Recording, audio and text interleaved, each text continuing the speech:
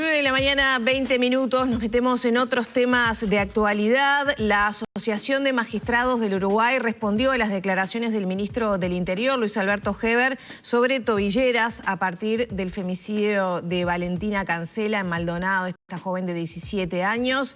En un comunicado, los jueces explicaron que la imposición de tobillera es para mayores de edad. Bueno, para echar luz sobre este tema y reflexionar sobre el mismo, es que recibimos al presidente de la Asociación de Magistrados del Uruguay, al doctor Leonardo Méndez. Bienvenido, doctor. ¿Qué tal? Buenos días, muchas gracias. Bueno, arrancamos con una confusión, ¿no? Acá tuvimos al ministro del Tribunal de Apelaciones de Familia, Cavalli, que decía que en realidad, si bien había una acordada de la Suprema Corte de Justicia, que, bueno, indica que no debería aplicarse tobillera a menores de edad, la legislación sí lo permite. Hoy el diario El País titula que el Ministerio del Interior afirma que hay menores de edad con tobilleras. ¿En qué quedamos? Bien, buenos días.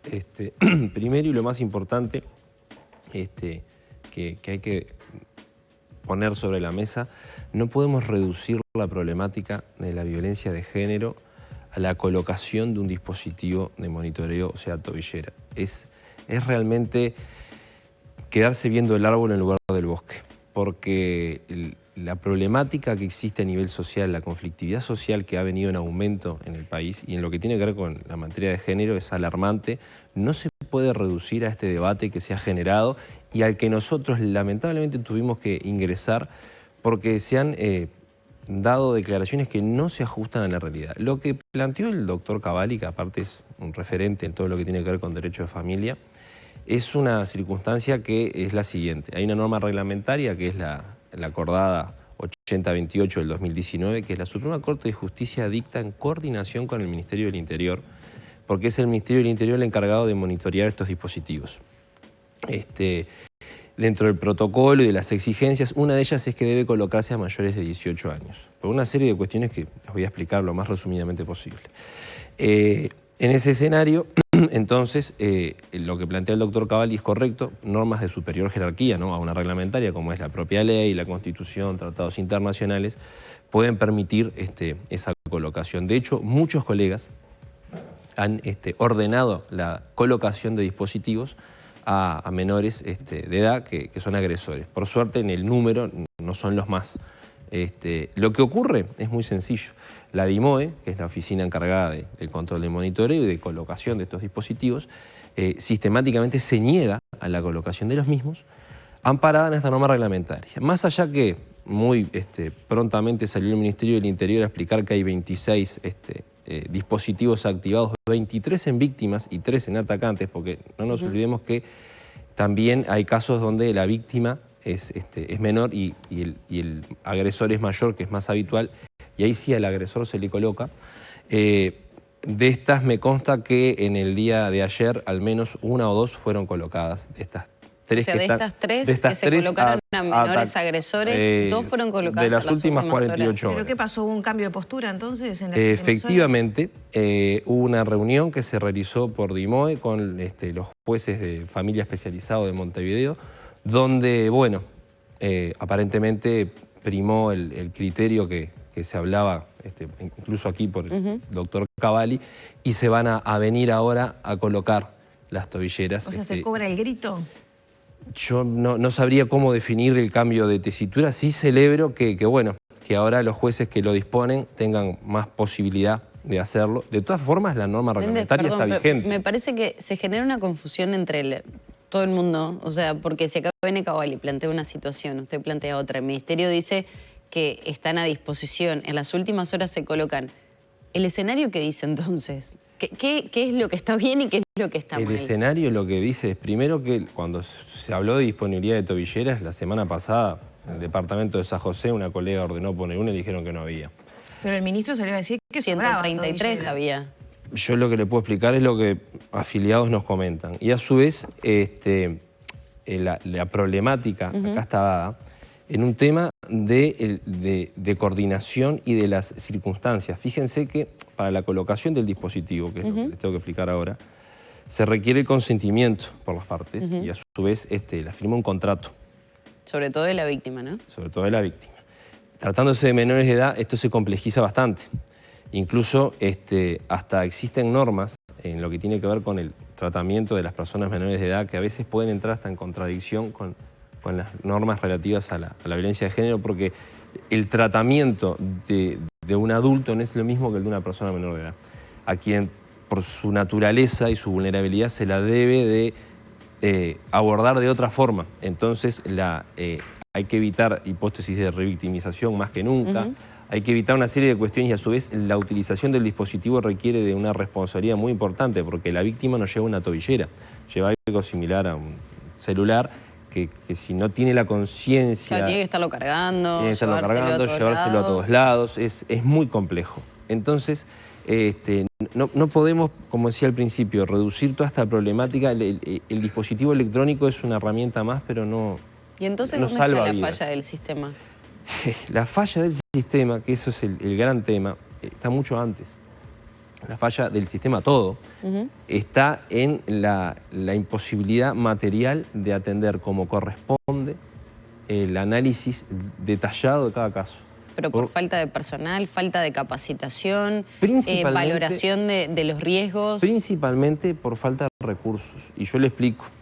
Para colocar un dispositivo electrónico, ya que es el eje últimamente de toda la discusión, entre otras cosas se requieren informes de riesgo, que los deben dar equipos técnicos. Por una sencilla razón, los magistrados somos profesionales del derecho, no tenemos conocimientos ni de psicología ni de asistencia social, más allá de lo que la práctica de muchos años uno lleva a tener un entendimiento. Esos informes técnicos que los tienen que realizar, valga redundancia, los equipos técnicos, en muchas partes del país no se cuentan con esos equipos técnicos, los informes demoran mucho o a veces no llegan. Incluso, hablamos de psicólogos, forenses... Forense es lo que más fácil se tiene, que es la constatación de lesiones, en fin, ese tipo de cosas. El problema es asistencia social y psicólogo. En Montevideo, incluso, donde la estructura está más armada, a veces esos informes demoran porque el ITF está colapsado, porque la cantidad de equipos técnicos son absolutamente insuficientes. O sea, una víctima hace una denuncia, ¿cuánto tiempo pasa entre, ya sé que es distinto dependiendo del punto del país donde se encuentre, pero en promedio, ¿cuánto espera para saber si es considerado o no su caso? No, la denuncia se traslada a través de la policía al juez de turno y se consideran todas. El problema es, si en un turno, un día de un turno, tú tienes 10, 12, 15, 20 llamados, en un punto hay que hacer un filtro para poder hacer todas esas audiencias, porque el tiempo es finito, son 24 horas que tiene el día, de las cuales de repente se dedican 16 a tomar audiencias, 14, el resto a hacer las otras actividades del día, a su vez hay que dictar resoluciones, y en ese horario además, mientras uno está en audiencia, no puede atender el teléfono, porque mientras uno está celebrando audiencias le están llamando por nuevos casos. Entonces, en base a una información muy primaria que se da en la comunicación telefónica, y es muy importante la calidad de esa comunicación por parte del Ministerio del Interior, a su vez también la posibilidad del magistrado de hacer preguntas, se tiene que tratar de abordarlo lo más urgente, porque todo es imposible de procesarlo a nivel de audiencias por una imposibilidad material. Deberían haber por lo menos el doble de magistrados disponibles.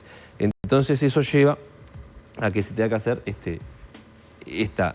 esta diferenciación, y de repente las que no llegan a audiencia se toman medidas más de seguimiento, de control, y no medidas más profundas que son las que requieren la realización de la audiencia. Porque en el escenario no se puede tratar todo igual, porque de lo contrario sería materialmente imposible procesarlo. ¿Cuál es el régimen de trabajo de los magistrados de familia? El otro día un operador de justicia, o sea, un miembro del sistema,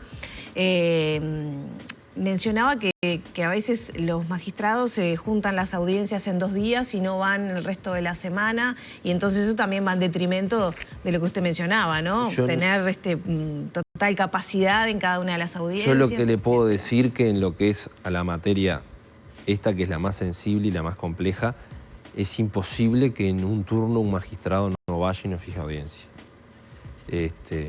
Una colega que trabaja acá en Montevideo, cuando está de turno, por lo general tenemos contacto porque es integrante de la directiva. Con ella generalmente se puede hablar después de las 20 horas, cuando está de turno, y ingresa antes del mediodía al juzgado. Con todo ese rato está tomando audiencia, sin parar. Después se lleva los expedientes más complejos para su casa para poder dictar las resoluciones en los brevísimos plazos. No es viable que un magistrado, si eso se hiciera, además, la Suprema Corte de Justicia les aseguro que tomaría cartas en el asunto y llamaría por lo menos la atención y si no mucho más a ese magistrado, porque si uno se hiciera eso, directamente le colapsaría el turno. El colega que está de turno tiene que tomar las audiencias del turno todos los días para poder sacar mínimamente el trabajo. Y después queda lo que se le denomina cola de turno, que es el seguimiento de esos casos que ya se procesaron en la urgencia en el resto del mes para obtener las decisiones definitivas. Méndez, hay varios casos en estos últimos tiempos, sobre todo en este último año, que han generado conmoción en la sociedad, ¿no? Hablábamos del caso de Valentina, 17 años, ella de su exnovio, vidas destruidas para cada una de sus familias, sus amigos, la comunidad. Pero también no nos olvidemos lo que había pasado hace menos de un mes en Parque del Plata con el caso de Natalia Lagos, que también una persona que tenía antecedentes fue desvinculado de la policía, el Ministerio del Interior le da de baja, joven también, ya con un antecedente con violencia con otra pareja, la secuestra, la da contra un peaje y la mata. Sí, allí es, ¿Qué falló ahí también? Allí justamente hay un tema de muchas veces de lo que es la comunicación entre las distintas causas que puede tener justamente un agresor. En este caso el antecedente era con otra pareja. A nivel de la víctima creo que eran como muy iniciales las actuaciones. Por supuesto que además sobre el caso concreto uno no puede expedirse a fondo, primero porque sería una irresponsabilidad en cuanto a que yo no conozco los expedientes, quien en todo caso claro, porque después analiza, se señala a la víctima o al entorno, no, porque no insistieron, no fueron a denunciar de nuevo. Eso es grave, y nosotros... no se informó correctamente. Nosotros siempre lo remarcamos, el entorno puede tener más o menor contención, pero estamos hablando de una situación de violencia, de vulnerabilidad, donde muchas veces la víctima, hay casos distintos donde la víctima realmente no evita por todos los medios el contacto, pero muchas veces donde la víctima es inducida a reincidir en un contacto con el agresor, se deja los dispositivos, evaden las restricciones. Entonces no se puede cargar jamás la responsabilidad al entorno, a la víctima ni que hablar, y al entorno tampoco, porque el entorno está viviendo esa situación de violencia. El problema es que no están dadas las circunstancias materiales para hacer una apoyatura mayor, un seguimiento mayor. Hay colegas que disponen custodia, y eso es un recurso finito. El Ministerio del Interior dice, yo no dispongo de los efectivos suficientes para procurarle una custodia de repente a una víctima que está teniendo amenazas constantes, persecución, agresiones, sujetos que violan las restricciones. Y en cuanto al monitoreo, también no nos olvidemos que detrás del monitoreo electrónico hay turnos de 8 horas, las 24 horas del día, detrás de ver si se desconectó el dispositivo, si se descargó, si se violaron las restricciones de espacio. Entonces, el problema es ese. Me consta que al Ministerio del Interior le hacen falta muchísimos recursos y a nosotros un montón. Pero entonces, defensa en de este oficio. escenario que usted plantea, ¿va a seguir ocurriendo ese error inexcusable que dice la Suprema Corte de Justicia de dictar medidas por teléfono, por ejemplo, porque no alcanzan los recursos? En realidad la Corte, si estableciera lo del error inexcusable, estaría prejuzgando una cuestión que tiene que investigar. Yo creo que la Suprema Corte en esa resolución está recordando algo que nosotros lo tenemos muy presente, pero ella habrá tenido sus motivos para recordarnos lo que establece la norma con la que se trabaja todos los días. Y la realidad es que los colegas que adoptan medidas toman las audiencias. A veces, lamentablemente, 24 horas después de la audiencia de lo que debe estar previsto, porque hay una imposibilidad material, como les explicaba. Pero es muy complejo hablar de un error de determinada naturaleza que para un magistrado sería una responsabilidad que podría llevar hasta la destitución, sin tener claro cómo se dieron esas comunicaciones iniciales, cómo se transmitió el riesgo inicial por parte del operador del Ministerio del Interior, ¿verdad? no es lo mismo una forma de comunicar un hecho que otra. Dar cuenta de una verdad de una manera.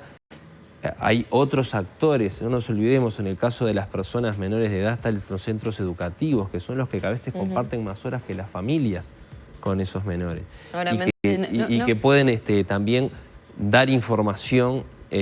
La realidad es que el cuello de botella es el juez al que le llegan informaciones muchas veces parciales, donde no hay justamente informes especializados para resolver, y no es ese caso, son 15, 20 más en el día. Ahora, no puede haber una iniciativa, digo, más allá de que los recursos sean finitos, el personal sea finito, pero a nivel de la capacitación, porque si un funcionario policial escucha a una víctima y es el que va a tener que asumir qué tipo de comunicación da, el nivel de riesgo que se tiene, no puede haber una instancia de coordinación entre jueces, fiscales, Ministerio del Interior, esas instancias, para que obviamente pueda funcionar, porque después nos estamos lamentando, pienso ahora así, lo que se me viene a la mente, Natalia Lagos, Valentina, y la situación de la madre que termina siendo asesinada delante de sus 2 hijas el año pasado aquí en Montevideo. Mientras el agresor andaba por los techos de su casa, ella iba a hacer la denuncia y la termina asesinando.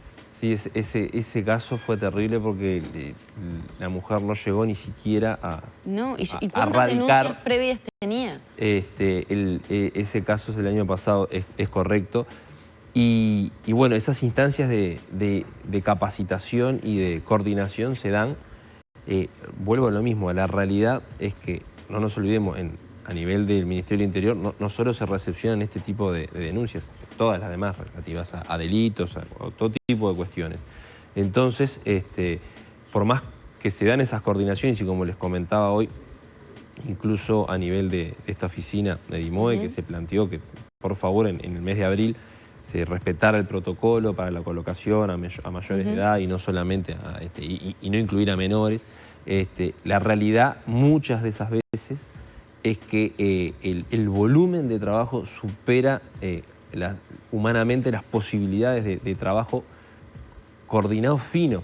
Y a veces en esas fisuras, en esas grietas, se dan estas circunstancias que algunas de ellas incluso, hasta analizados los elementos de riesgo, no dan la posibilidad de un desenlace tan grave como en otras, que de repente es más claro el inicio, porque tampoco es lineal el fenómeno de la violencia, no es una cosa que uno vea desde no son todos iguales los casos, y no se ve desde el inicio muchas veces que el desenlace puede ser tan grave, porque los elementos de alerta no lo arrojan. Aún incluso cuando se puede contar con informes técnicos medianamente a tiempo, que es lo que más falta, no se puede de repente determinar que pueda haber un desenlace de esa naturaleza, porque de lo contrario, si eso se supiera, las acciones se toman, se han dispuesto custodias personales, no solo ya hablemos del dispositivo.